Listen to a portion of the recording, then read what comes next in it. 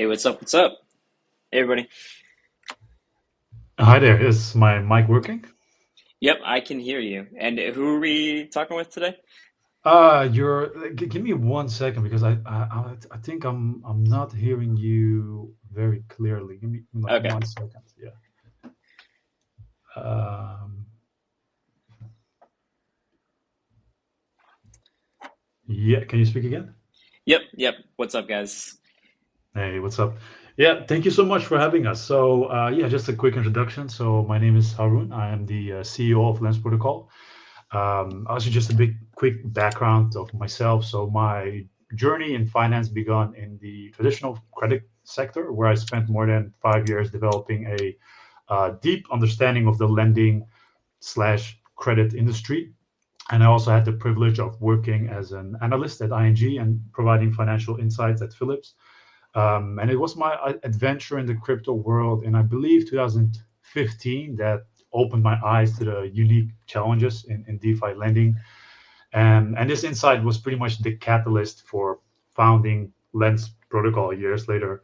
And since then, my goal has always been to bridge the gap between DeFi and traditional finance, bringing together reliability, but also innovation, like what pretty much THORChain stands for. It's like amazing, innovative protocol.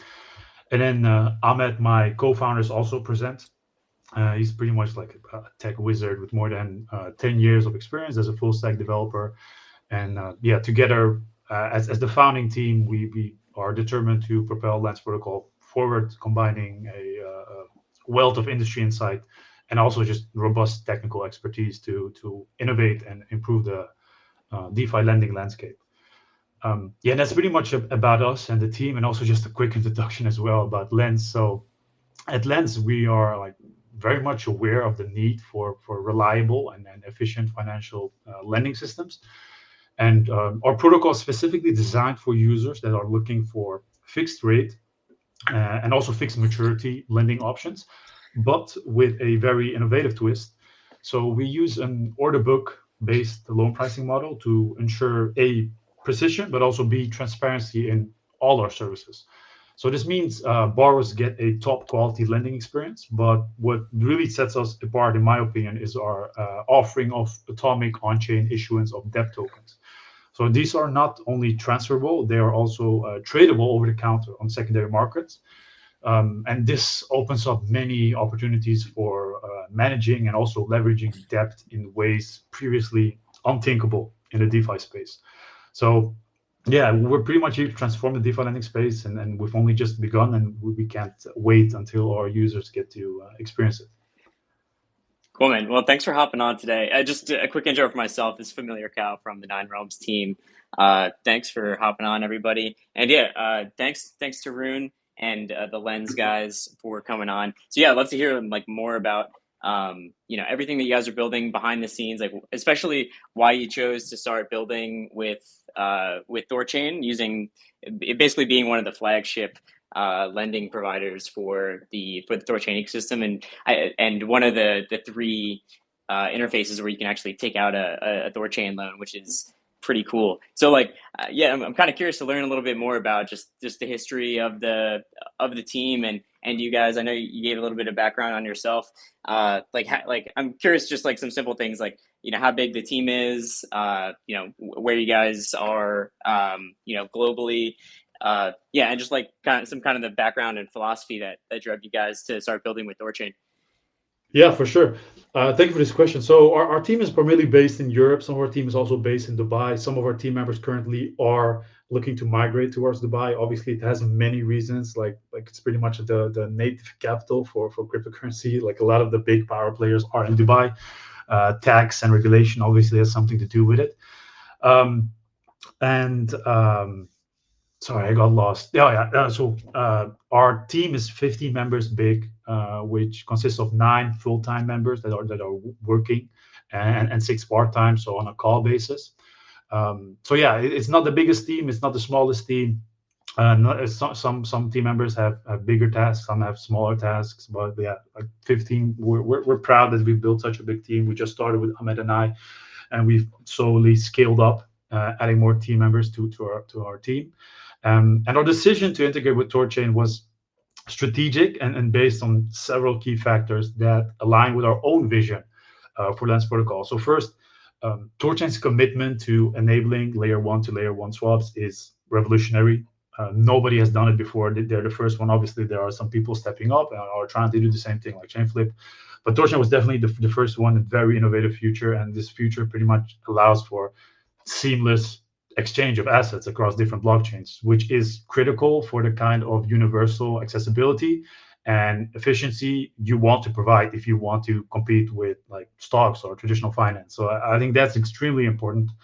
Moreover, the way THORChain's lending features works, like including interest-free but also liquidation-free loans, aligns perfectly with our own mission to provide more user-friendly and less punitive financial options. So this is like a game changer in the lending world and reduces the risks and barriers normally associated with borrowing.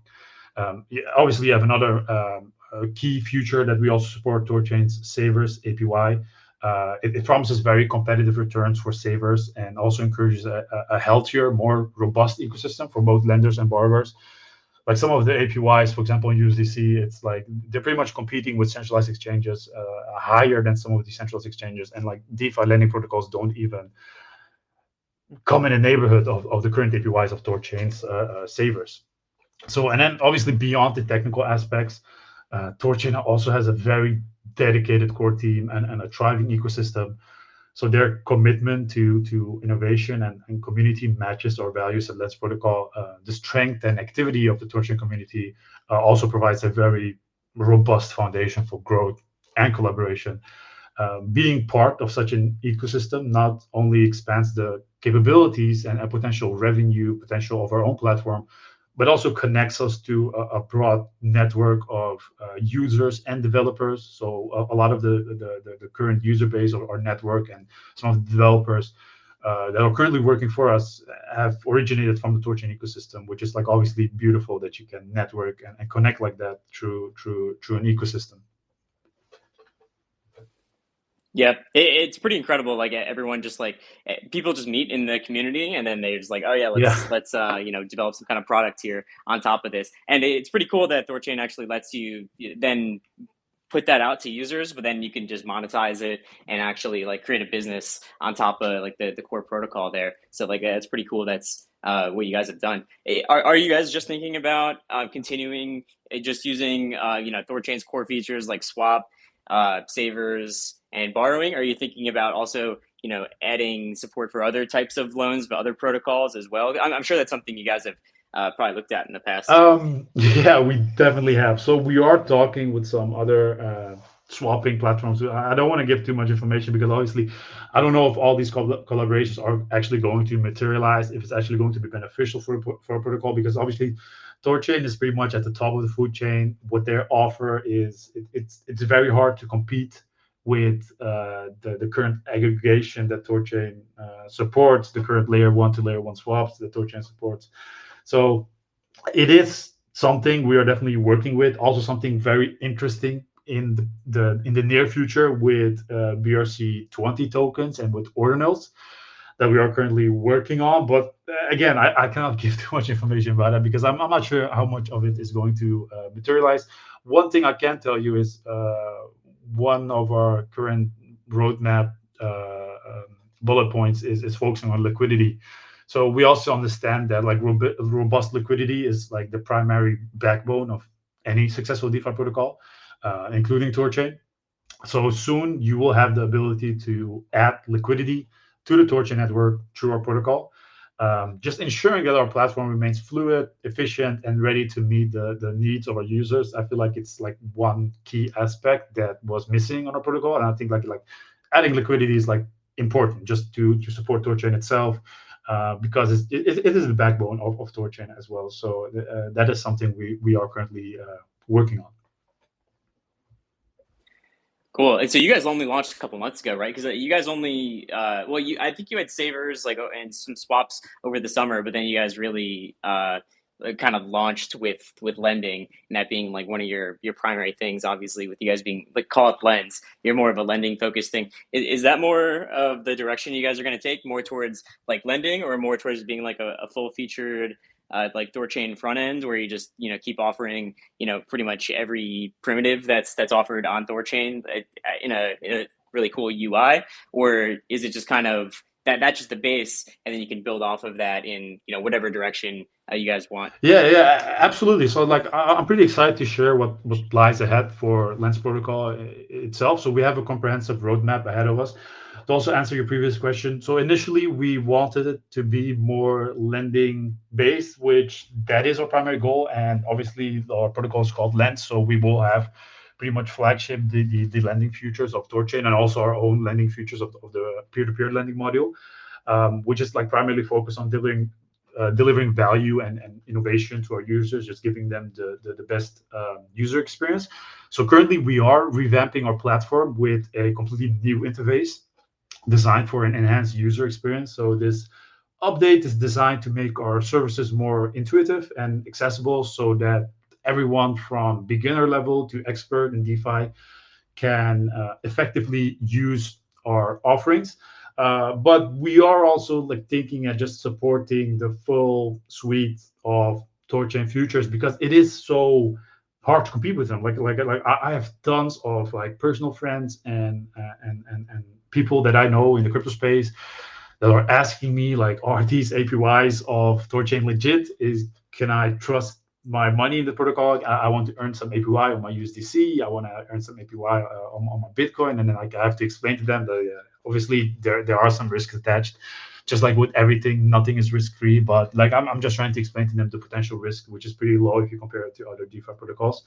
So they have such a strong offering that you miss out on a lot of value if you just focus on one aspect. But obviously, you have the drawback if you focus on too many things, your UI can get cluttered and it's harder for users to come on your protocol and just like really understand in one glance what you're offering and what you can actually do on the side. So we are trying to find a middle ground, but our goal is definitely to support as many of the THORChain features that THORChain is offering. Yeah. Yeah, that makes a lot of sense to me. And I mean, I guess sort of building out towards one feature is basically just like, all right, how do we connect a wallet? How do we sign Yeah. that? And then do things with THORChain. And then once you kind of have one thing built, it's really not too far of a leap to go from like, all right, we're doing swaps. So there's a wallet connect. There's a some kind of selector mechanism, and then it's just send the swap.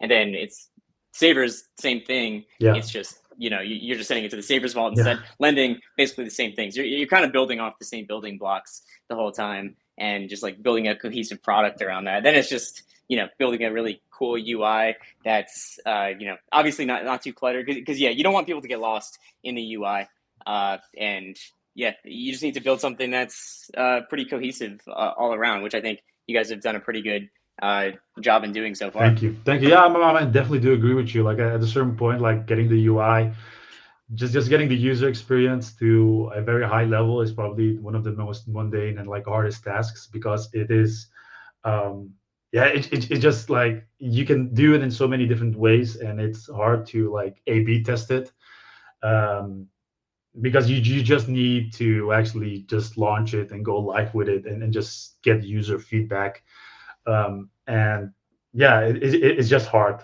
But like, I think we're in it for the long game. So eventually we'll get it 100% right. I'm like confident that like we're really early.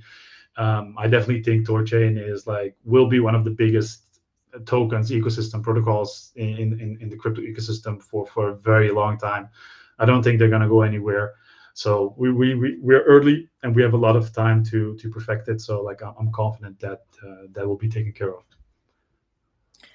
Yeah, for sure. So what's your guys' growth strategy just outside of the THORChain ecosystem? Is it mostly towards just like building a really good product within the ecosystem and then having that kind of do the legwork of just like this is a great place to access THORChain products like lending, or do you guys have a growth strategy like outside of THORChain to bring people into your guys' protocol, kind of abstracting away THORChain into the back end? Or I'm just curious what your guys' plan is for growth? Yeah, for sure. So we definitely want to do something unique. We want to have a unique selling point, because obviously you have several other THORChain interfaces which like strictly focus on THORChain, but we also wanted people to have a reason to come out and check out the amazing THORChain products. So we were quite sure that we had to build something on the side. So obviously, one of the exciting milestones we have on our roadmap is the upcoming IDO, so our initial DEX offering. So this is an important step for us, as it will not only raise funds to support our initiatives, but also increase our visibility in the market and expand our community of supporters. So we are at the moment diligently preparing for a smooth and successful launch. And then one of our most anticipated updates is the launch of our peer-to-peer lending module. So this is where we, in my opinion, really begin to innovate in the DeFi lending space. So our peer-to-peer lending module enables direct lending between users, which offers like greater flexibility, competitive rates, and a transparent, secure environment for borrowing and lending. And this is where like traditional finance meets DeFi innovation, and like I mentioned earlier, we can't wait for our users to experience it. And then also when you come to our website, you have like several lending options you could choose for the peer-to-peer lending module, which bears a higher risk, obviously, because you pay interest, and you have the risk of liquidation. But if you are more risk averse and you want something that would fit more with your risk management strategy, you could opt for the THORChain loans, which has zero interest and also no possible way of liquidation. So it's really obviously you have a lower loan to value. But if that fits within your risk parameters, that's the loan you're going to go for. So we want to cater to all types of lenders and borrowers. And that's one of our strategies to get more users. Yeah, cool. I think a lot of people here know about THORChain lending, but I mean, in case anyone doesn't, it's interest free, liquidation free, and no period in which you have to pay it back over. So you can take out a loan indefinitely, which is obviously pretty amazing terms for a loan. And the collateralization ratio kind of gets lower and lower, as more loans are taken out. But like right now, it seems that the UX of taking out a THORChain loan is pretty nice. And obviously, the terms are great. Yeah, definitely. I think the other month we saw people taking out, clips of, was it like five BTC Yeah, I loans, saw and that. people just like people just like hammering those down. So obviously the UX of that is going really well. I'm definitely curious to hear more about your guys' peer-to-peer lending protocol though, and like how that's going to work, and how people can interact with that, whether people can lend out their assets there, just borrow. If you guys are working with any institutional partners there, or whether it's just purely retail P2P marketplace. I'm kind of curious to hear about the peer-to-peer lending protocol you guys are building. Yeah, so as of now, we do not have any institutional partners yet.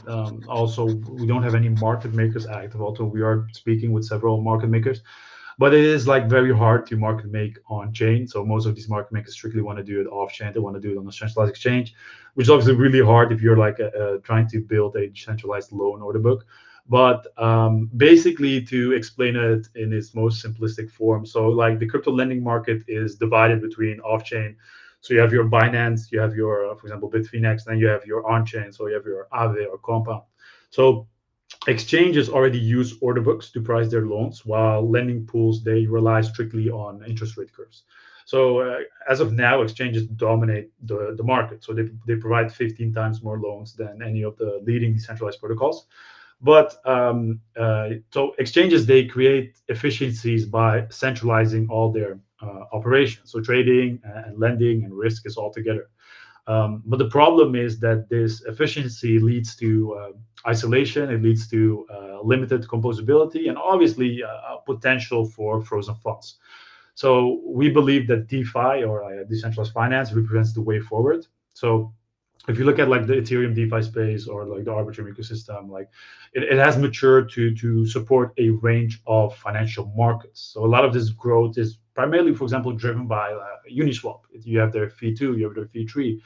And this is because they have built a very composable trading infrastructure that pretty much anybody can build on. If you look at OneInch, they source liquidity from multiple sources, including Uniswap. You have some lesser known protocols like Gelato Network that uses automation tools for DeFi. So if you look at the trading infrastructure, it has really flourished, whilst the lending infrastructure remains highly fragmented. So each lending protocol is implementing its own lending pool. Although like this approach is very suitable for bootstrapping liquidity, it is very capital inefficient. So the problem with lending pools is that they create very inefficient spreads. So borrowers pay more and lenders earn less. It also limits price discovery, and it also introduced shared risk because you're all commingled in one big lending pool. So to address these issues, we've like pretty much created Lens. It's a lending primitive that utilizes order books, so it's capital efficient, it's market driven, it's composable. So how it exactly works is, so you have an order book in front of you. Lenders and borrowers, they bid or offer at their desired rates, which are transparently matched on chain. So all these loans, they have fixed maturities, they are tradable, and they also isolate risk between counterparties. So our goal is to like create a composable lending infrastructure and just a global liquidity layer that will allow DeFi lending to surpass CeFi lending in scale if we can get it right. So that's just also our main product, which is like the funding book. Then you obviously have the bids to borrow on the left, and then the offers to lend out on the right, and then the price of the order book is the rate of the underlying loan. So obviously you're collateralized. You post some collateral. You can either bid, you can take an offer, you can take a market borrow, and then you're matched with a counterparty. You originate a loan of like a given APY. So it's like fixed rate, fixed maturity, no counterparty, and the goal is pretty much to improve the APYs, create market-driven pricing, and also facilitate better compliance to it, but just not commingling everybody in one big lending pool. Got it. So, what assets would that support? Are you guys using THORChain as the engine there to actually like switch between assets, or are you using something else like off chain to do that? Or No, yeah, so as of now, we'll just like support two assets, which is like going to be Ethereum and Bitcoin. We can't use THORChain as of now because we're most likely going to launch our peer-to-peer lending module on the ecosystem of Arbitrum. It's one of the most thriving ecosystems besides Ethereum, and you also have a very low transaction fee. If you actually work with the order book model on Ethereum, like the transactions can get, fees can get very high if you want to like constantly put your orders in the book, but limit orders in the book, take them out, and so the gas fees can really scale up, and we don't want to scare users off. We just want to get as much volume. And then obviously later on you can go cross chain and you can support like any type of assets, but we'll just keep it strictly to two assets, because obviously you'll need, even if it's two assets, you'll have 6 books for just 2 assets. And we don't want to fragment the liquidity too much by having like several books, because if you have, for example, 3 maturities of 30 days, 60 days, 90 days, on Bitcoin, that Bitcoin will have 3 markets, 3 books, and then Ethereum will also have 3 books. So if you have like a bunch of coins that you'll be supporting, you'll have a lot of books and you'll have a lot of need for liquidity. So we just want to keep it simple and just see how users will like it. The competitive rates, the pricing mechanisms, the interest rates, and also just the tradable depth. So that's pretty much our goal. Just get it live with not as many listed assets, and just see get feedback from the users.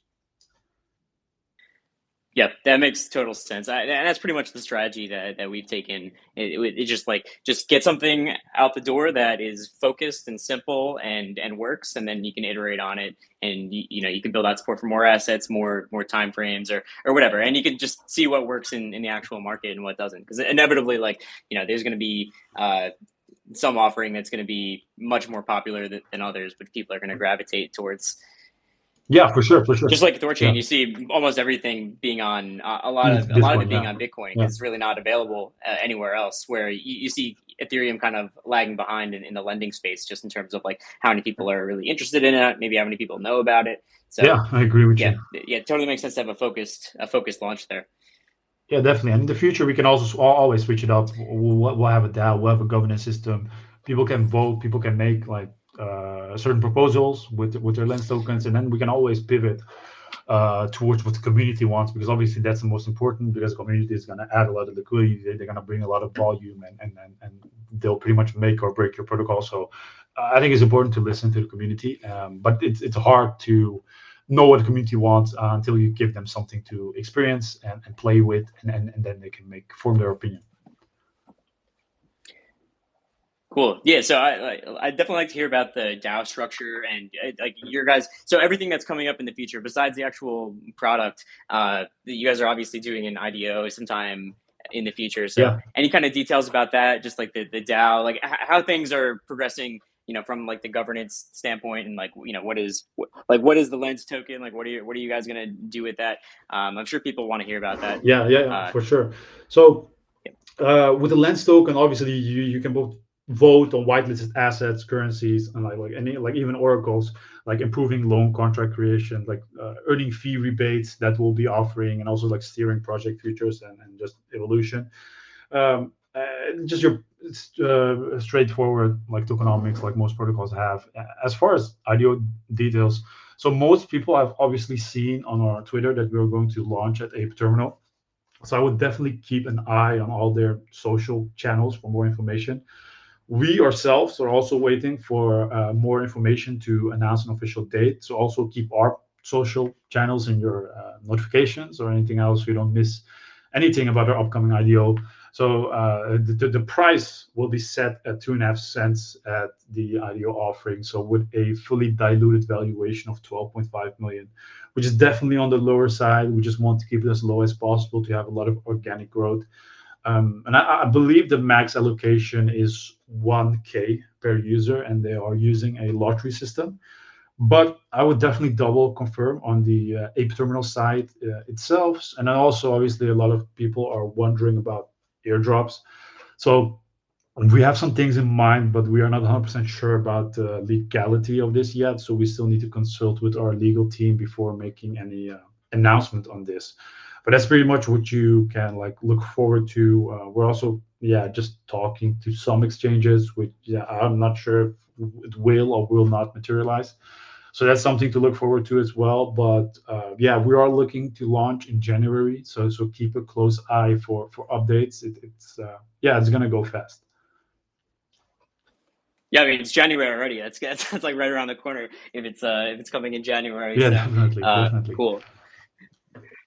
I can also open up to questions Yeah, sure. too. Go If ahead. anyone wants to come Yeah. request, we can let people up here to ask questions about Lens, IDO, anything that's related to this THORChain lending, whatever. So Yeah, sure. Go ahead. here's Maxime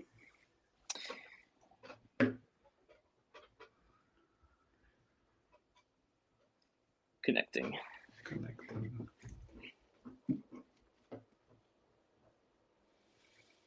Yeah, either way, just rewinding just to how you guys have been doing over the past couple months. So how's growth been since just the launch of your guys' main product, which is obviously more lending focused. How's everything been for you guys since THORFi lending launched in like October-ish? I mean, obviously, the past year was a little bit slow. 2023, it was the market was a little bit more bearish, but our community and just the amount of volume on our interface has absolutely exploded since I believe November or December. Obviously, Rune has seen a lot of positive price action, which obviously is going to influence it a lot. Rune has been like spoken a lot about. I think they like at a certain point like 8x from the bottom, which is like very big for such a high market cap coin like Rune. So they've gotten a lot of attention. Obviously, some of it, there were some slash rumors slash facts that some hackers choose THORChain to swap their funds.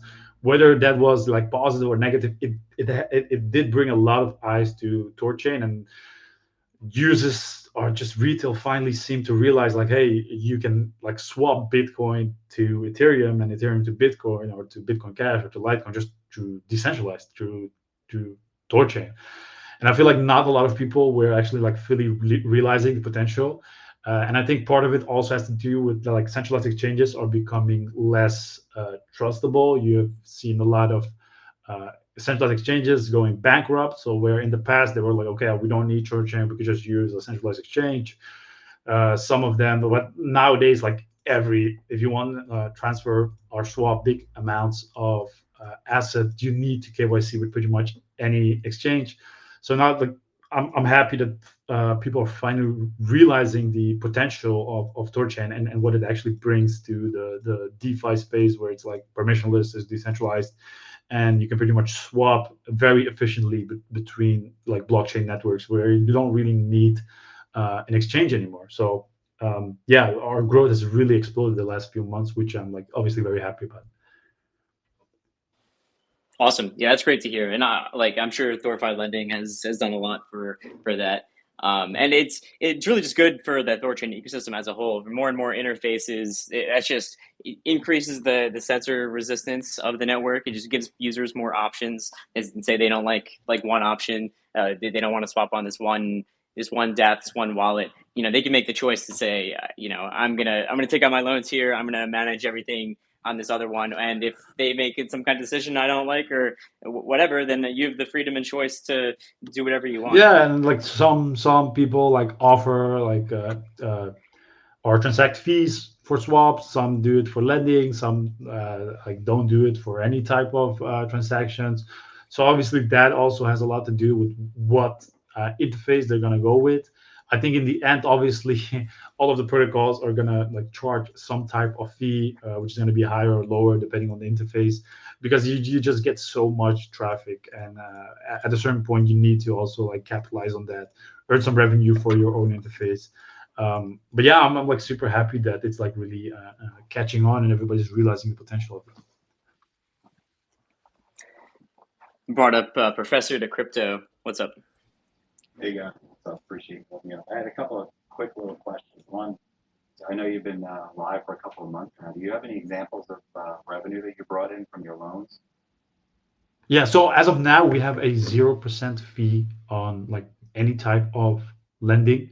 So we haven't brought in any revenue. It's strictly through our fundraising that we've done for our seed round and private round. Reason being that we haven't, like, set any fees yet is we strictly wanted to capitalize on getting as many users as possible, because we noticed, like, THORChain was getting a lot of eyes, and people are naturally going to gravitate towards paying zero fees. So we thought, okay, this is a good moment to capitalize on getting a lot of new users. And once you've pretty much, like, familiarized those users with your platform, they're very it is not likely that they will leave if they have transacted on your platform previously and it was a positive experience. And later, when we turn on fees, when maybe, like, there will be less volume in the future, or less traffic, yeah, anything can happen. Bitcoin can drop again, it will rise again, but that's pretty much how the market works. Then we've already retained those users, and we haven't launched yet, so we thought also this would be a good time to get as much eyes on ourselves for the upcoming IDO, for the upcoming launch of our peer-to-peer lending module. And then later on, we'll turn on fees, and we can share more about that.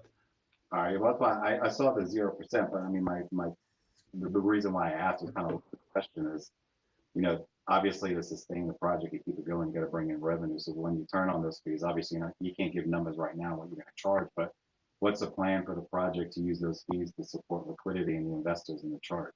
Is there going to be a breakdown where part of those fees are going to be used to go in the chart as buybacks, or how is that going to work? Yeah, so we haven't really strictly made any type of plan or graph how we're going to use the fees or revenue to support the price action. We've obviously we're going to share the revenue, that is certain, but we haven't made any concrete plans for actually buying back the tokens, or doing any type of burns, because, like, obviously burns, like, we've seen it with a lot of protocols, it doesn't really work that well. Buybacks does work, in my opinion. But then obviously, how much of the revenue should you use for buyback? How much should you distribute towards the token holders, and how much should you actually use for your own treasury? That's something we'll have to, like, sit down and decide later on. But we haven't made a concrete plan for that yet. So that's not going to be decided before you guys launch the token? You mean actually, like, the revenue sharing model? Yep. That will be live, but not before we actually launch our token. So it's I mean it's not that deep. You have a lot of protocols that are doing something similar. Some have higher percentages, some have lower percentages. I could give you arbitrary numbers right now, but like obviously I'm not 100% sure if we're actually gonna materialize, or are you just gonna go with those exact numbers? So it can be higher, it can be lower, but it's definitely something that is going to be implemented. But I just wouldn't know the exact numbers on the top of my head because I might be contradicting myself if we do something slightly different in the future. No, I understand. I'm just concerned for project longevity. Like for example, I'm not going to say names of projects, but I'm involved in several projects where they use one of them uses 100% of the revenue generated from their swap to buy back and vault the tokens, and the other one that just launched about 2 months ago is taking about 60% of that revenue. So I mean that's in my opinion, from my experience, that's really what drives the project for the long term. Yeah, so you're more in favor of the 100% buyback of the revenue. Buy back and vault All it, right, yeah, good morning. yeah, not necessarily burn it. You might need those tokens later on, but yeah, I mean those are the projects that are growing even through the bear market because they're using that pure revenue and putting it back on the chart, locking those tokens up. That's Okay, not. noted. I That's know you can interesting. do something. Yeah. I'm just question if you're gonna share that information before launch, or is it something that you're gonna debate after launch? Because I want to see this project be successful. I'm sure it will be. Yeah. I mean, it's very good that you brought it up. We'll make sure we'll announce that information before our launch. Yeah, I'm not sure if we can do 100%. 60% seems like a big number. It's something we had in mind, but from what you're saying is like 60% is wasn't sufficient to support the price. As is that the conclusion I can No, make based on you? I'm just giving examples. Okay. No, well, yeah, definitely, this is good feedback. We'll make sure we'll announce that information before launch. All right. Yep. And one thing just to point out on this side is that the THORChain protocol, you can't actually specify an affiliate fee for new for new loans yet, right? So that's something that will be coming in Q1 most likely. That's something that a lot of other interfaces have requested too. Obviously, some kind of origination fee for taking out a loan. So even if you wanted to today, you couldn't even take a fee on a new loan right now. It's just not in the protocol yet. But that is something that is coming to THORChain, and then obviously something that Lens can capitalize on in the future and any other lending interface. I mean, it just comes down to how is the project going to make money? I mean, that's the $1 million question.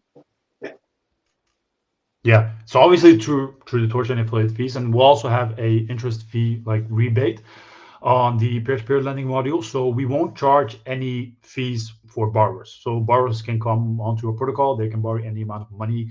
Obviously, they pay the interest to the lender, but they won't pay any like fee to our protocol. We will charge a 10% fee on any lending activity. So let's say you want to lend out 100K.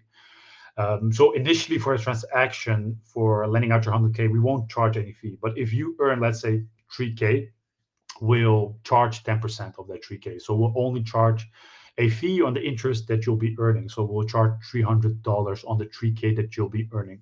So let's say we have 10 million in interest that is earned on our protocol. We'll charge 10% of that. So we'll be earning like 1 million in that scenario. Appreciate it. Yeah, no worries, man. Cool, thanks. Eric Culverson. Hey. All right, good morning. I just had two questions, guys. One was if you guys were planning on extending the lengths of the loans. So like the maturity, like having it longer than 90 days? Oh, I didn't know if you guys extended it already because the last time I checked, I thought it said a month, like 30 days. Yeah, so we actually tested that on the test net, and we figured out that some of the, like, let's say if the APYs were like low, you'd be earning almost nothing in a day or 7 days. So we were like, okay, that's a little bit less realistic. So we've changed it to like 30 days, 60 days, 90 days. Beautiful. And then the next question is, um, were you guys going to plan on kind of upscaling it so that people could possibly buy assets like houses to generate more money and revenue that could possibly like start connecting like physical assets revenue wise into the project? Like real life assets, off chain assets? No, because my mindset, I'm big into real estate, and so my thing is I'm trying to find a way to where I can utilize decentralized finance and your guys' services to acquire real estate, and whether I start, donating or whatever it is with revenue created from houses or rent or mortgages to contribute to the project. So leverage your lending to buy houses in real life, or the other way? The other way, I'm the one Okay. that's buying the houses. Okay.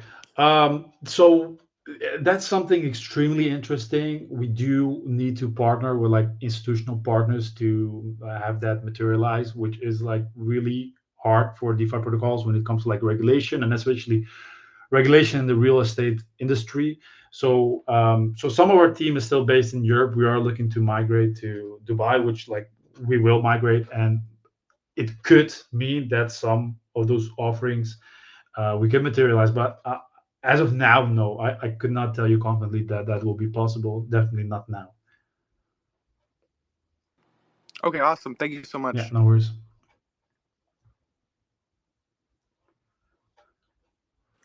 Cool. I had someone else that was up here, but I guess they dropped off. Is there other people that want to come on and ask questions about Lens or THORChain lending or just I guess anything in general? Here's a Mr. Barraford. Hey, Chad. How's it going, guys? Can you hear me okay? Yeah. Yep. So I thought I'd come up and just talk about like the future of lending for THORChain, which obviously is relating to Lens. And I thought people might be interested to kind of hear that kind of dialogue. Does that work? Yeah, I also have a request. So a lot of our current community, and like I'm like 100% confident I couldn't explain it as well as you, but a lot of our community, and like I'm going a lot back and forth with our community that they believe that THORChain is earning a lot of revenue, is earning a lot of money, but they believe it's a Ponzi. They believe it will unfold at a certain point. But like obviously, I'm trying to convince them that it's not the case. Like THORChain has certain risk parameters set in place, and obviously everything has risk attached to it. But perhaps if you could explain, maybe in a very simplistic manner, how THORChain is offering like zero interest or and zero liquidation loans. Yeah, I would really appreciate it if finally comes from somebody directly from the THORChain core team, and I'm sure some of our community is listening right now, and this is also being recorded, so I can always refer to this THORChain spaces. Yeah. So I guess the question is like, why is THORChain lending not a Ponzi? That's basically the question is, right? Yeah. Yeah. So how do I put this? Think about this question. So the reason why it's not a Ponzi is because it doesn't require, like Ponzi's generally require growth for them to work, right? In general, like any Ponzi, it's just like you have somebody who starts it, and then they usually create like a pyramid scheme in most common cases. And in order for it to perpetuate itself, it needs just more people to participate. And if you don't get that, then the whole thing basically collapses. That's not how this works. Like it doesn't matter. I mean, it's beneficial to the protocol, I guess, if more people open loans, obviously, because that's why we did it. Like you want people to open loans because it provides value to the protocol, but it doesn't. The protocol itself doesn't require anybody to more and more people to enter in order for the thing to stay afloat. There's none of that. And generally, there's also in Ponzi's like somebody's winning in a Ponzi scheme. Somebody's making mad fucking money at the top of the Ponzi. In which case, in this because the borrower, the lender is the protocol itself. It actually is nobody. There's nobody at the top. It's not certainly not my wallet or anybody else's for that matter. And even the protocol itself is not like walking away with a huge amount of money either, because it's got a 0% interest rate, right? It's not gaining an interest from the borrowers. So I'd be harder pressed to think of reasons of why it is a Ponzi. I mean, if somebody wants to challenge me on this, go ahead and challenge me on it. But there's just nobody at the top of it. There's just nobody that, I don't know, benefiting from it other than just the general rune holders as collectively as a whole. Everybody equally. There's no like one person has better access than another person. Like all the general calling cards, what you generally associate to be a Ponzi, like none of that's here. So I'm not sure why somebody would consider it to be a Ponzi, to be honest with you. Yeah, I agree. We have one requested person to speak. Maybe he has a question. What was his name? Shuck Bus. Are you there?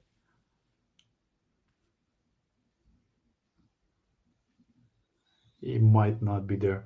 But yeah, I definitely do agree with you. I think so. Obviously, THORChain is earning some yield from the liquidity position when people deposit, but I think it's just a very complicated concept to. But that's just like, all right, THORChain is offering a service and it's just getting fees for operating that service. You can't call something that's like, hey, we're going to provide this service and the service it has an income, right? Because it's we're providing a service, we want to get paid for providing a service. That's obviously not a Ponzi. That's just like a product or service or a protocol in this case, right? So it's not so much like, it's not like an LLM, an MLM, fucking multi-layer, that kind of shit. Like, I don't know. To me, it's just like, it's offering a really good service, a very valuable service. Yes, there's fees you pay when you enter, when you exit, but that's just like everything else in the world. Literally everything else is that way. So Yeah. I think a lot of people are just traumatized by Anchor, but a lot of people don't realize Anchor was like partially subsidizing the borrowing rate. So like me personally, I never touched Anchor, but it's like people like get it like commingled a lot. Right. That was different because and I never touched Anchor personally either. I stayed away from Terra personally, but that's different because you're propping up something through artificial mechanisms, right? Yeah. Like rather than just letting the market dictate, conditions, right? Or like what the interest rates were or whatever. You're artificially doing it to try to pump UST's market cap in effect, right? So it's just like, obviously that's very different than this. Like we have no artificial anything going on here. No, I agree. There are some people that have joined the chat. Do anybody want to ask a question? I think there were like 4 people that want to speak. Yeah, may I? Sure, go ahead. Yes, I would like to take over about the question of the Ponzi and make the voice of the community. I don't think the community is much worried that THORChain is a Ponzi, because clearly, as Chad described, it is clearly not, and is all on chain, and there is no winner or no loser. I think the problem and the insecurity is more about spiral down that could happen, like Luna style. In the case now is all good, because when people open loans, Runa is market buy and burned. But the problem is when the bull market is finished, and the organically rune price gonna drop as Bitcoin, Ethereum, and so on. Eventually, even drastically, if there is a issue like the last time with FTX and Luna and so on. So in that case, if people gonna close the loan at the top, and no new loan are taken during, because also it doesn't make a sense to take a loan when your asset is going down, even if it's no liquidation on it. But it doesn't make much sense to leverage your crypto using as a collateral and borrowing USD. So in that case, if a lot of loans are closed, meanwhile the room prices are dropping, it could spiral down and broke the protocol. That's, I think, what the community worry about. Yeah, so the way that I think about that is a few things. So the first thing is that in a bear market, like what you're painting here, there's very little activity in crypto relative to a bull market. And that just like that includes just swaps and trades and people buying or selling or opening loans, closing loans on any lending protocol. Just like the general activity of the market is like more activity in bull markets, less activity in bear markets, right? I think that's something we can all universally agree upon. And that in itself creates asymmetry, right? And that you're going to have more activity in the bull markets and less activity in the bear markets. Bear markets where there's risk for the protocol. Bull markets is where there's benefit for the protocol. So if you have an asymmetry behavior in those two scenarios, then it doesn't really matter if people are closing loans in the bear markets because you're going to get more in the bull markets, right? And all you really care about is over a long period of time, are we net moving in the right direction, right? Over, not like in the day to day or week to week or month, even month to month, just but like through a super cycle, right? So in general, you're just going to have less activity in bull and bear markets, and therefore have less risk to be concerned about. But even let's just say, put that aside for a moment, and let's just say you open up a loan for $2,000, like your collateral is $2,000, and your debt's like $1,000, right? And then we go into a bear market, but your bear market's not like your collateral has not gone down in value to under $1,000. Let's say it's gone down to $1,200. So the collateral's now worth $1,200 instead of $2,000, and you want to close your loan to a bear market, and because Bitcoin is outperform Rune, blah blah blah. We're going to net mint some Rune, but you're only going to net mint the differential between the debt and the collateral value because you're burning the debt and you're minting the collateral. So in this case, we're burning $1,000 of Rune and we're minting 1,200. So really, you're only minting about $200 in that scenario, right? So even if you haven't gotten to the point where the collateral is worth less than the debt, and then at that case, that's actually not even a liability anymore. It's actually an asset at that time for Rune, for the protocol. If you were to close a loan when the collateral is worth 800 and the debt's worth 1,000, you would actually net burn $200 of Rune, right? So you wouldn't actually even increase the price. You have to decrease the price in that scenario. But if it's the inverse of that, where it's the collateral is worth 1,200 and the debt's worth 1,000, then you're going to net mint $200. But because it's only $200, not $1,000, right? It's significantly less, right? So there's a multitude of systems in place, and we'll see if I'm correct. I think I am. I'm fairly confident I am, but I who knows? I could be wrong, and we'll find out in the next bear market. The actual behavior. My assumption is that yes, there's going to be loans that are going to be closing in bear markets, and yes, those loans will probably net mint some Rune. And I don't really care about that, to be honest, just because I know that the long term kind of more high level viewpoint, don't look at it as a loan by loan problem. Look at it as the net on the protocol as a whole. And over the net, you're going to say we're going to be net moving in the right direction. That's just how I look at it. Yeah, and I also think a major problem arises when larger Telegram or Twitter accounts spread rumors and fear, or either uncertainty and doubt without thoroughly researching the THORChain documentation or asking specific questions. It's a very common but unfounded question which you've answered many times probably, Chad, is why isn't this a Ponzi scam? However, most of these concerns can be easily addressed by simply reviewing the available documents. THORChain is very transparent about the potential risks, and many legitimate questions such as the mechanisms behind zero interest and avoidance of liquidations are clarified upon closer examination of the documentation.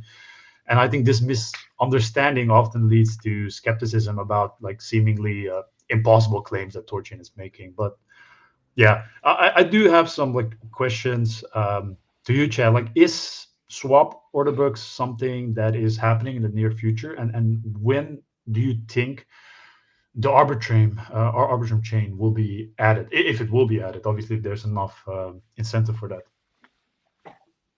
Sorry, was the first question you said about when are we going to have limit orders? Is that the first question? So we just today put together the list of Q1 2024 goals, in which case limit orders is in that list. Whether it actually gets delivered or not in Q1 or not, remains to be seen, obviously. But targeted for this quarter would be memoless transactions and limit orders targeted for. We'll probably do memoless transactions first, so that's more likely to get done, in the next month or so. But I'm hoping by the end of Q1 we'll have limit orders out and running on mainnet. That's great to hear.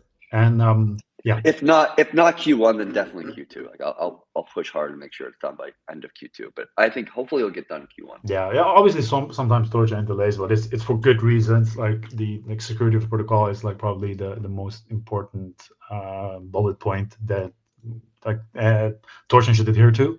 And I was also wondering about the structure of the affiliate fees for savings and loans. Like specifically, will they be a percentage of profit earned by savers and a percentage of the capital for lending, or how is that going to look? There's been some interesting dialogue or discussion around how affiliate fees can work for savers.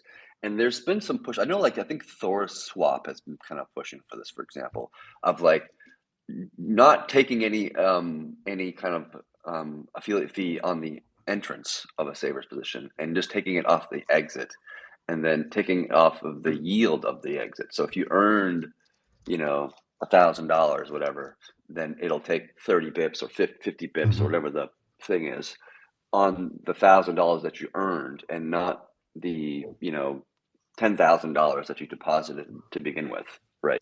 Yeah, and I think that's a great idea, because obviously it's people won't lose money up front, and they're a lot more eager to deposit large amounts, and they can withdraw whenever they want, and they'll be confident that they will always keep their initial investment, compared to just they need to have their assets deposited for 30 days before they get their initial back.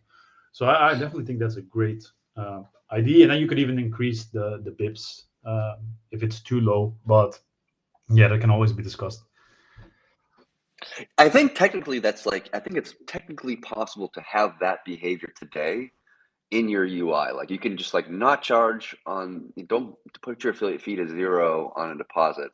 Then on a withdrawal from savers, you can calculate, how much yield they've had, like $1,000, right, out of the 10,000 deposit, and then say you want 30 bips of that 1,000. You just instead of putting 30 bips, you would put, I don't know the exact number top of my head, but you'd put 2 bips, which would equal to 30 bips of the 1,000, or whatever the hell the number would actually be. Yeah, great. And I think it's possible to do it now. I don't think it really requires a code change per se. Yeah, clear. And then about the Arbitrum chain, have you heard anything about that? Is there any incentive? Is there any attraction regarding that? It's a very big DeFi chain. Yeah. No, in a high level, I'm open more or less to any chain, depending upon some cases and scenarios. But there hasn't been much dialogue with the Arbitrum team. I know we have some connections there. I don't know if Kyle wants to kind of reach out and get a temperature check on them, but we have some connections over there. I mean, at a high level, I'd probably be down to doing something like that, I guess, because they do have a lot of volume. We just posted this Twitter thing, and maybe I'll just share it. Let me find it and share it on the. Where did the thing go? While you're going for that, Chad, my team I know is integrating Arbitrum imminently. I think within the next week or two, very imminently, they're gonna have Arbitrum, and I think that'll be a good gauge to see whether it'll be really beneficial or not, whether it'll have liquidity or not. Because we never did an ETH L2 before, and obviously it's up to the nodes whether they want to support that or not. So it really is just up to whether there will be volume or not, and there's definitely no better gauge than to see whether my protocol would have a lot of Arbitrum volume or not.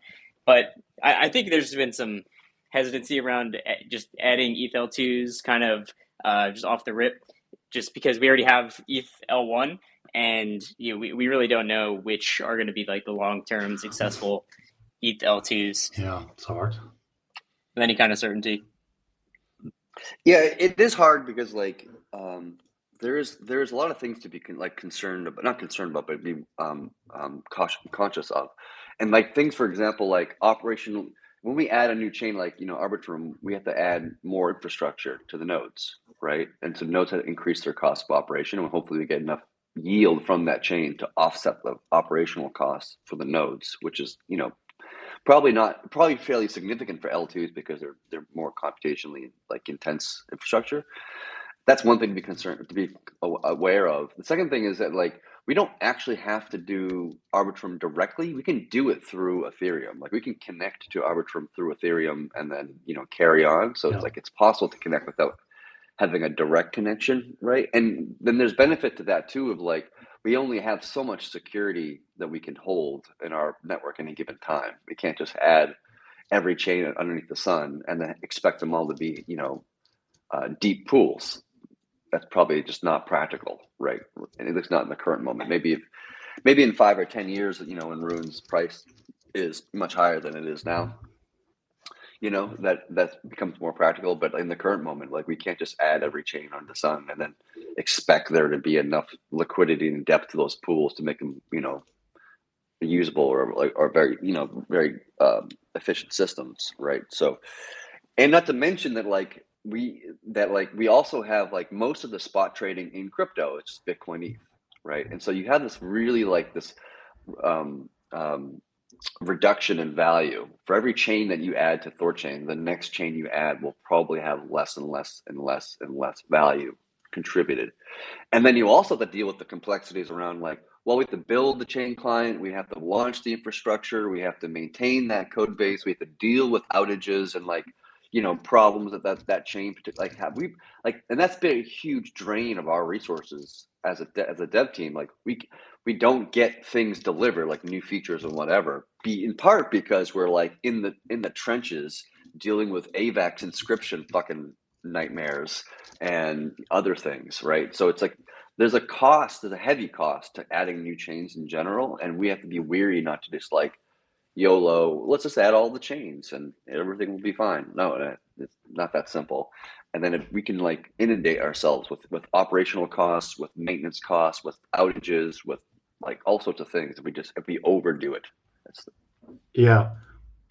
I also want to ask you some questions like regarding potential ideas for our like peer-to-peer lending order book, like potentially integrating it with THORChain. One of our main concern is the wait times. You can't wait long to liquidate positions. Like, are there like any potential THORChain specific mechanisms that we can like leverage to expedite liquidations, like real-time monitoring tools or alerts to like facilitate quicker responses?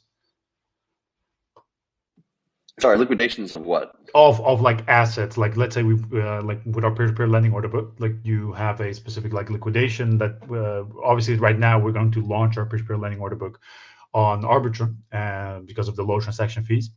And then obviously you have like the assets that are supported on Arbitrum, which is like wrapped Bitcoin. But let's say we want to implement real Bitcoin.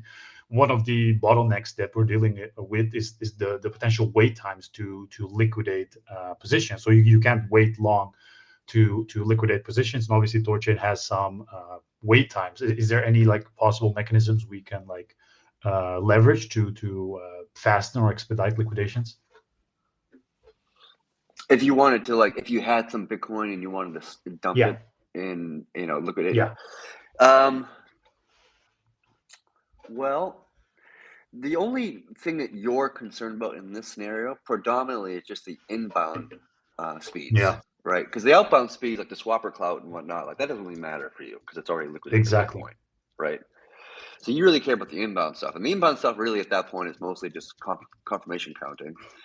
And so we've recently changed confirmation counting a bit. And the two ways we've changed is, one, we have set a max confirmation count of 6 for Bitcoin, right? So you won't get anything, you won't wait any more than 6 blocks, no matter how large the amount is. And the second thing is we've developed a lever that we can pull upon to increase, or rather decrease, the confirmation count. Yes. Right, to make that faster. So we have the tools in our tool belt, so to speak, to be able to adjust things. If we find that if THORChain's volume were to 10x tomorrow, right, and we were doing like a a billion trade volume a day, and we find that confirmation counting is really just being, difficult, especially for Bitcoin and whatnot, then we can change the confirmation counting to be less sensitive collectively as a community, not me, but collectively as a community. So the other option though is like using this newer feature called trade accounts, but that would require a much larger conversation, which we probably don't have time to get into now. Yeah, let's not go into that now. But Chad, one of the things you were talking about earlier is like lending in general and kind of the lending going forward. So I don't want to I want to keep this little focused around just lending and lens and stuff like that, so it isn't just kind of all over the place discussion. But Of course. I definitely want to hear about what you're thinking about lending just kind of over the next year or two. Like what is the roadmap for lending in that direction? What are you thinking? Yeah, there's three major things in my mind for lending and how it's going to shift over the next 12 months or whatever. The first thing is changing the way we do our cap, and the way that I'm thinking about changing it to from the current methodology is that we would just set community. We would just set some number. Let's just say that number is 50 million rune. I don't know. I'm making up a number right now, but just some number. And we say 50 million rune is the maximum amount of rune that we're willing to mint, right? Back, right? So you can burn as much as you want. You can burn 100 million if you want to, but we only actually mint back 50 million, right? And total.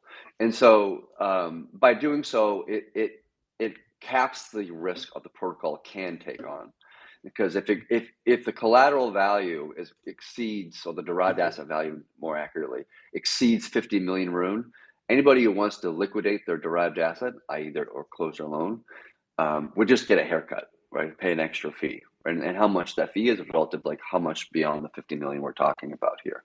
And that just shifts the risk away from the protocol and onto the borrower in effect, right? And so it caps the liability or the risk of lending, having some sort of cataclysmic event, just because the risk is taken off of the lending protocol itself. And so I think I'm down to doing that. And the main reason why I really like that idea, what gets me most excited about it, is that it's actually an interesting concept, because it would, if there was some sort of a bank run of some kind, or something like that, Black Swan event triggering a bank run, the weight of the bank run actually solves the issue.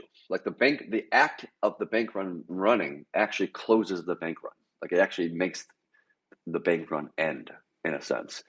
And so I like that system, because it just it's an actual strong solution to how do you counter a bank run, and that's actually definitively really a clear way to do it. So it removes bank run risk from the protocol, and it removes minting a lot of extra rune from the protocol. And I think that's just probably a safer way of going at it in general. That's the first thing.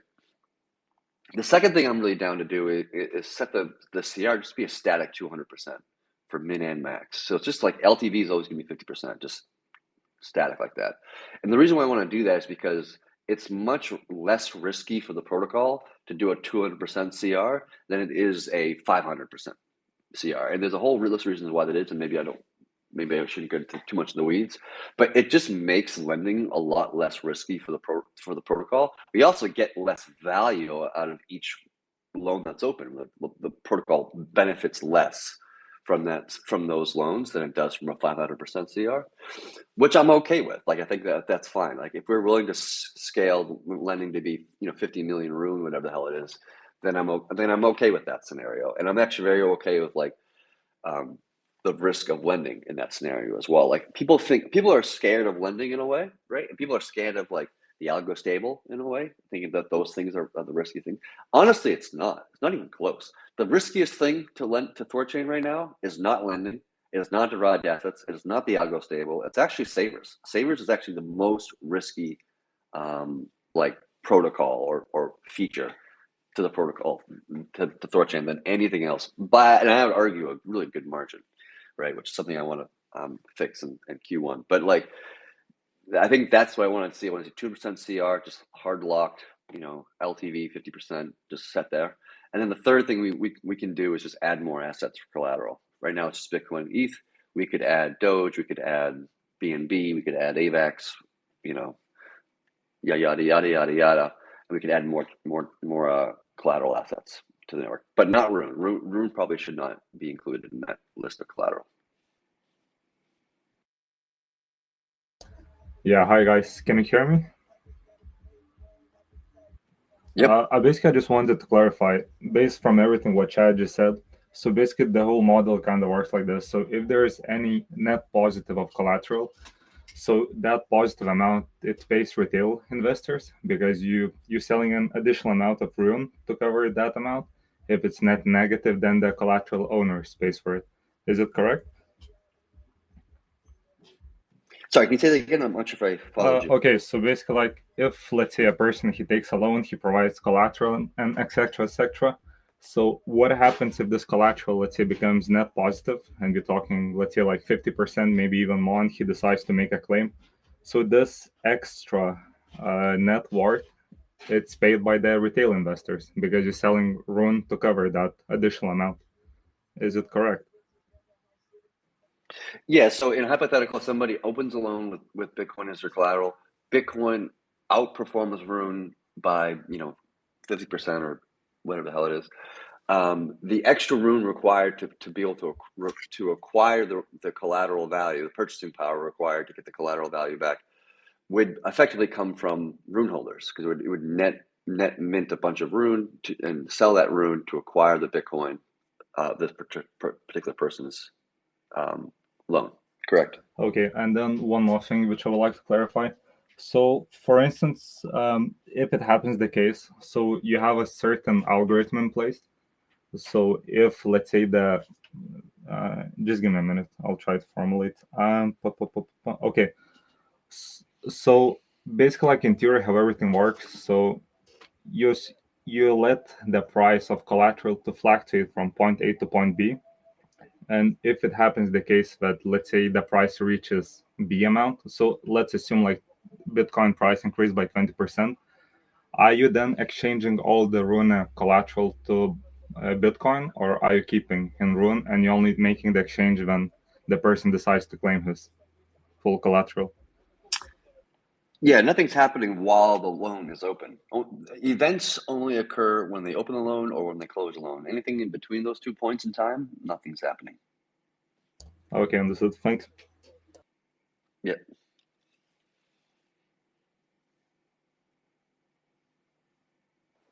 Cool. Yeah. So biggest changes being the collateralization ratio change to 200%, which I'm sure we'll need to go. I'm sure there's going to be people discussing that, and whether that's something that they want to move towards. I totally see the point of that, where it's kind of like what you said earlier, where it's like if you give $2,000 of if you give $1,000 of collateral and then and you get back $500, then once your debt value is below $500, you're never going to repay that loan. So having the 200% collateralization ratio makes it definitely does make it safer for the bear market of just like things drop down and then you're never incentivized to repay. Where if you only got 25% of the debt value back, with a what would that be, a 400% collateralization ratio, then your collateral needs to drop that much more in order for you to not be incentivized to pay it back.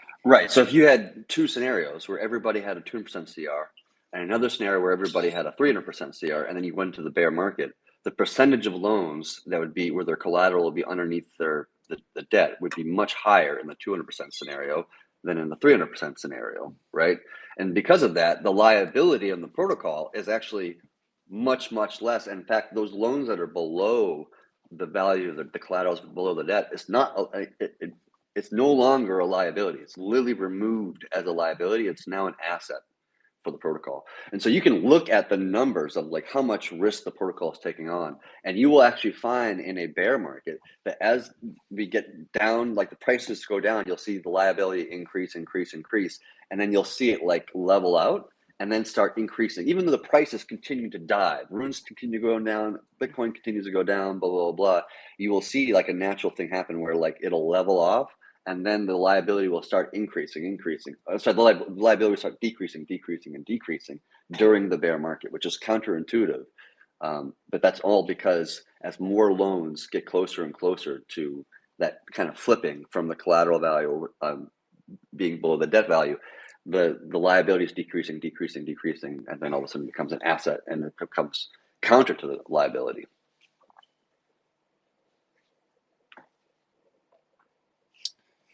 Brought up BCB Oh, can you hear me? from the community. Hey. Yep. I was wondering, in the far future, do you guys plan on like assisting other DEXs to support Monero like an aggregator? Or are you guys planning on like developing and integrating Monero into the THORChain protocol? I would love to see Monero added personally. That's something I've been talking about for a long time, and it's just never been a priority. We are now working on EDDSA component to our threshold signatures, it's a step in the right direction of Monero. It's also a step in the right direction of Solana and other chains like Cardano and whatnot. But yes, if we were to add Monero to the network, that would also inherently be connected to other DEXs in the world, like Trader Joe or whatever the hell other ones out there are, and so they would be able to access Monero through a trade on their platform. Thank you. Yep.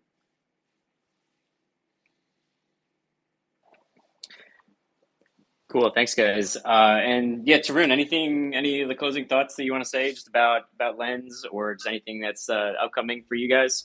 I think I covered most aspects. I'm really happy that Chad joined as well and just cleared up some stuff regarding like the lending futures of THORChain. But yeah, just keep our social channels in the back of your mind. So we'll be announcing the IDO soon. It's going to be hosted on Ape Terminal, but yeah, we don't know the exact date yet. But as soon as we do, we'll announce it as soon as possible. So yeah, just keep that keep the social channels in your notifications, and then we'll launch shortly. Awesome, man. Can't wait to look out for that. And yeah, I'll keep an eye on everything that's related. Yeah, all right. We'll have one more question up here, and then we'll wrap it up. Yeah.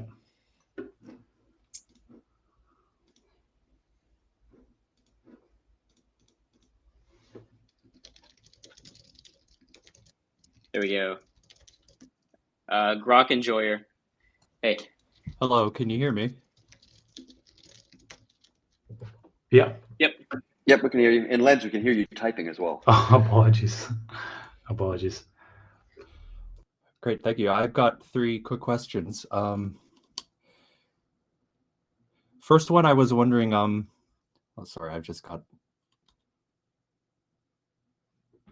oh, there we go. Okay, so first I was wondering about the collateral,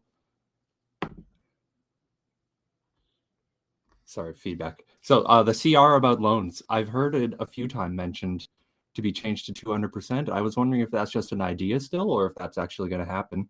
The second question I was wondering is, are we going to have access to more loans soon? Because the Bitcoin ones are pretty full right now. So I was wondering if there's a plan for increasing the cap, or if we're waiting for the price for that to happen. And third question, I've been wondering about the change to savers for a while, about how it will be, for example, someone takes out a savers position at the height of the bull. That savers position seems kind of risky going into the bear because they don't have the disincentive to not redeem later on. So I was wondering if a solution for savers has been figured out yet, and what sort of I guess I'm worried about the simplicity of savers, in that they don't have the mental burden of having to worry about risks, whereas everyone else has the risks when savers are involved. So I was wondering, if there is a definite solution, or if you guys are still floating around ideas for what to do with savers. Thank you.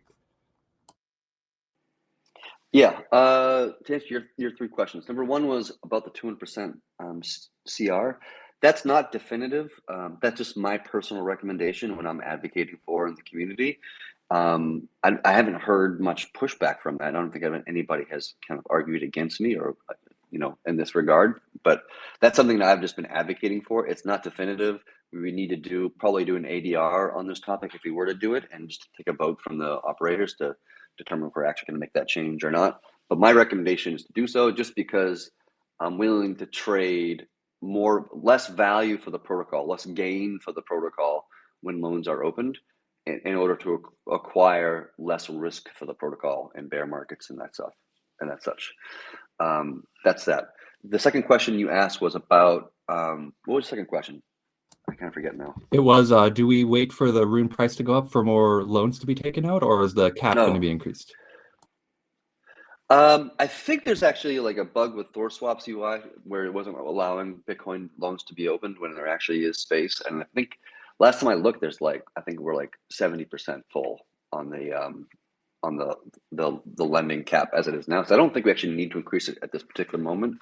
But that said, my recommendation to the community is that we switch the capping mechanism from its current mechanism to that thing I mentioned earlier about just like setting some quantity of Rune, let's just call the number 50 million arbitrarily right now, and cap it that way. All right. And so if it exceeds the liability of the derived assets exceeds 50 million Rune, then when we burn the derived asset back into Rune, there's like a haircut that is applied to those individuals that they can choose to take or choose not to take by either, closing their derived asset or not. Right. That becomes a way to scale it.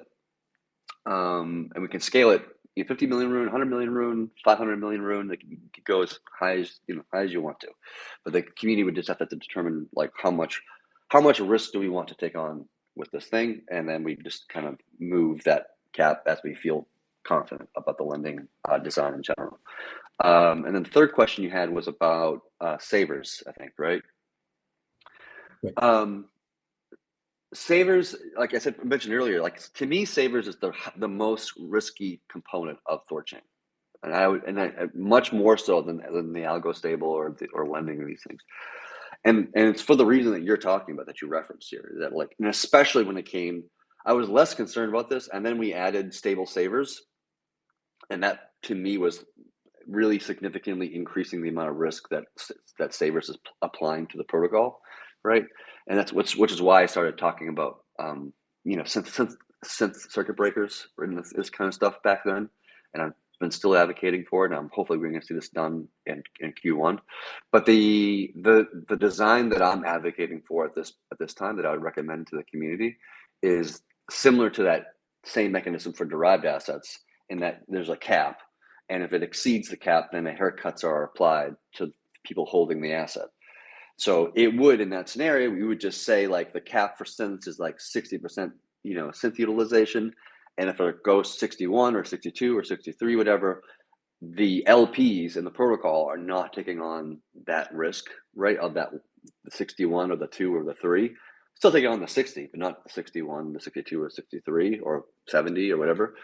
The saver is taking on that risk, right? And the risk is being shifted from the protocol, from the LPs to the savers. Now, the savers don't want to be caught in that scenario and take on that haircut. They'll then, when it gets to 59% synth utilization, go ahead and leave, right? And the act of leaving will push it back down to 58%, so forth and so on, right? But if you are at 61% and you're holding a saver position and you're taking the haircut, well, you leaving will push it, because of the haircut, you leaving will cause the synth utilization go from 61% to 60%, right? In a matter of speaking, or 59% or whatever the number would be.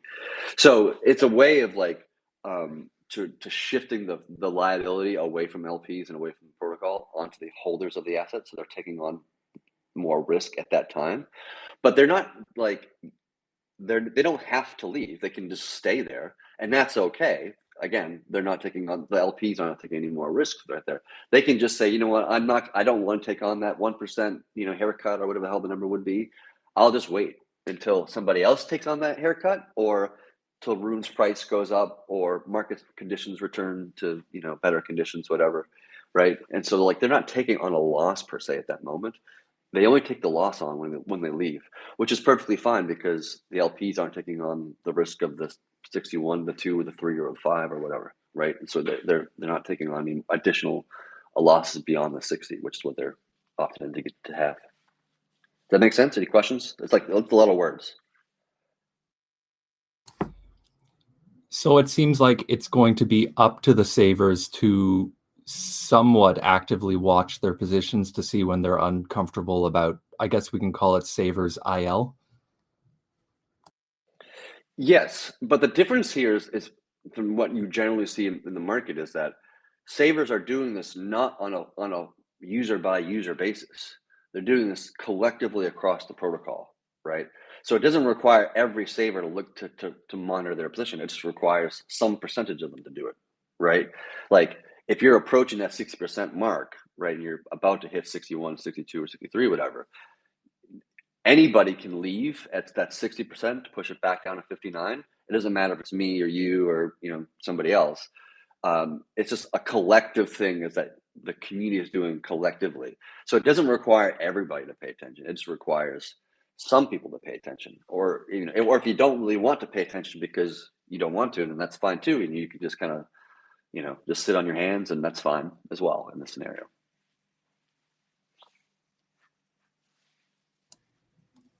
I'm actually wondering as well about the relationship between, I think it was called trading accounts, and separating.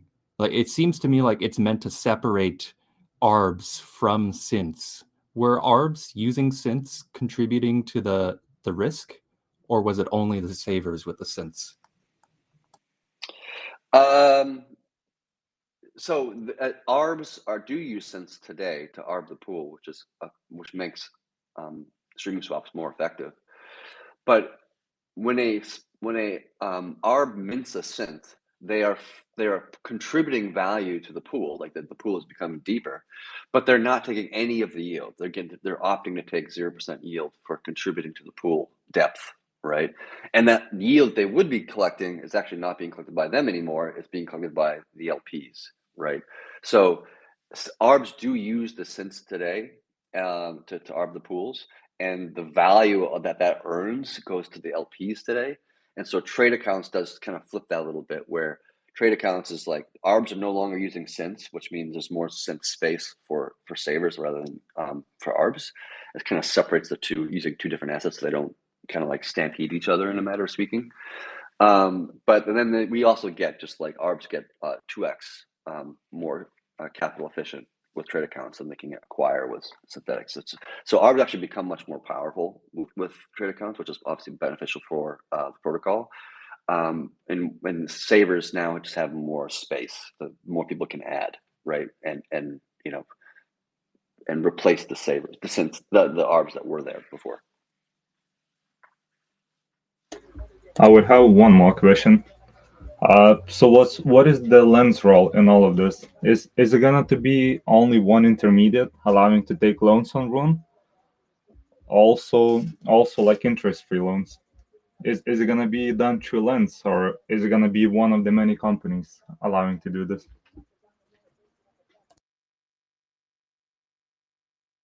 I think I'll let Lens answer the question unless you want me to. Oh yeah, no, yeah, you could obviously answer the question as well if you want. So no, Lens will not be the only intermediary that will be allowed to host zero interest loans on the THORChain network. Pretty much any interface could potentially do it. We just flagshipped it. We discussed it with the THORChain core team before lending went live a long time ago. But it's the main vision and goal of Lens and also THORChain is just to decentralize THORChain as much as possible and to have as many counterparts as possible. So if there were more protocols, interfaces that would support THORChain lending, it would be better for THORChain. It would be better for us because you get more eyes on THORChain, you get more volume on THORChain. The ecosystem in its whole is growing. So yeah, we would support any other interface that would be also supporting the savings futures and lending futures. But like at the current business model, so is Lens mainly focused on P2P deals?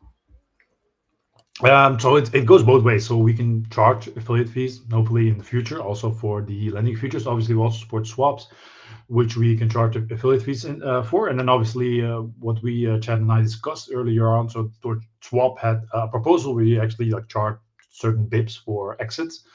which is a model that we really like. It's also a model that we're going to use for our peer-to-peer lending model. So when users come onto our protocol and they borrow any type of asset, they don't pay any fees, not for a transaction, not for the borrowed amount. And then lenders, they don't pay any amount for the transaction, but then they do pay a fee for the amount of interest that is earned on their amount. So let's say they earn $1,000, we could charge, for example, $100 from the interest that is earned. So that would be our revenue model. So one, the affiliate fees of THORChain, and then also the own interest that we'll charge a fee on our peer-to-peer lending model. Is there gonna be any yield farming of the Rune coin from the lens? A yield farming of the Rune coin on Lens? I mean on THORChain. Are you asking if there's going to be a liquidity pool on THORChain for Lens? Yeah, kinda. And also, is it gonna provide opportunity to do yield farming? So I'm not sure about the yield farming. I think you mean for Lens itself. Are you able to earn an APY on Lens, right? Because I think that's your question, right? So like pretty much stake Lens token to earn yield. It's kind of both ways, like also for Lens and at the same time for the Rune token as itself. Okay, so we will support a THORChain liquidity pool. We will we will pool Rune, 10,000 Rune with a certain amount of Lens tokens that will be the equal price of 10,000 Rune. So we will support a THORChain liquidity pool. As far as APY earned on the Lens token, yeah, we will have a pool where you can like stake your Lens tokens to earn APY, similar like how you can earn APY on THORSwap. And then the last part, I'm not 100% sure what you mean with earning APY on your Rune tokens, like staking Rune tokens on our protocol, where you then can earn Rune. Is that what you mean? I mean, like in the future, it's one of the possibilities how you can expand at least the revenue side. So when if you as Lens as itself, you start providing like some sort of loans, like interest free. So if you, let's say, take 150% of collateral and you give 70 or 50% of, let's say, stable token or anything like this, in that case, as soon as you swap it to Rune token, you could try to do yield farming, which could be potentially like additional revenue. But of course, before doing this, you would need to have like a certain metrics in place. So in worst case, you wouldn't lose a lot of money. Okay, yeah.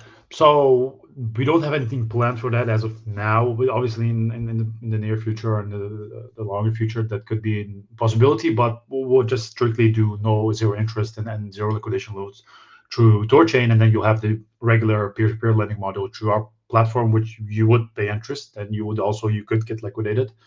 But then users obviously have the option to choose whatever fits within their risk management system, which is like a lower loan to value or higher loan to value, with obviously the associated risks with it. But as of now, no. Okay, thanks. Yeah, no problem. Awesome, guys. Well, thanks for coming up again, Tarun and Lens team, and good luck with everything going into the future. Hope you guys, keep shipping and building something really cool for the THORChain ecosystem. It's great to have diversity, interfaces and teams building on it. It's great to see. So yeah, thank you so much best of luck, for you guys having going us. into the IDO. Yep. Yeah, thank you so much for having us, and thank you for the kind words, and also thank you, Chad, for hopping in and just giving some explanation about the THORChain futures. Really appreciate it. And yeah, if anybody has any other questions, you can always hop into our Discord, and we'll be able to answer your questions. And yeah, have a good one, everybody. Later.